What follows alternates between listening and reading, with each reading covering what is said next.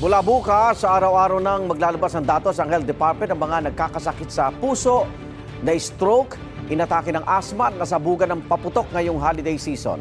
Ilang araw naman bago ang Pasko, mataas pa rin ang presyo ng lechon sa Laloma dahil iniinda pa rin daw nila ang epekto ng pagpapasara sa kanila nitong Nobyembre dahil sa African Swine Fever. Darito ang unang balita.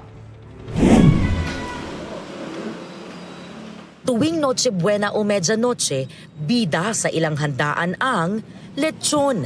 Sa lechon capital na Loloma, Quezon City, naglalaro na sa 12,000 to 25,000 pesos ang lechon. Ayon sa ilang nagtitinda, nakaapekto sa kanila ang 2 linggong pagsasara ng ilang lechonan nitong Nobyembre dahil sa African Swine Fever. Hindi na kami dito nagkakatay eh. So, from slaughterhouse, may sasakyan na vehicle papunta dito. Kasi yun ang direktiba sa amin ng city. Para at least safe lahat ng baboy na pumapasok. Gayunman, di pa rin nawawala ng namimili. Hindi pa rin walang lechon eh. Traditional ng mga Pilipino.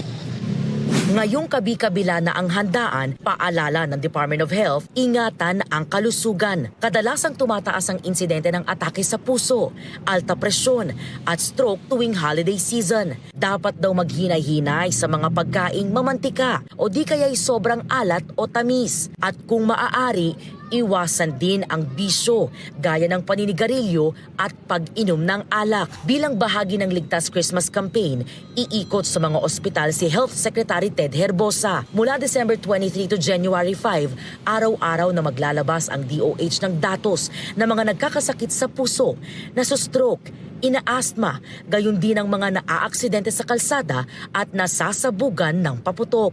Ito ang unang balita. EJ Gomez para sa GMA Integrated News.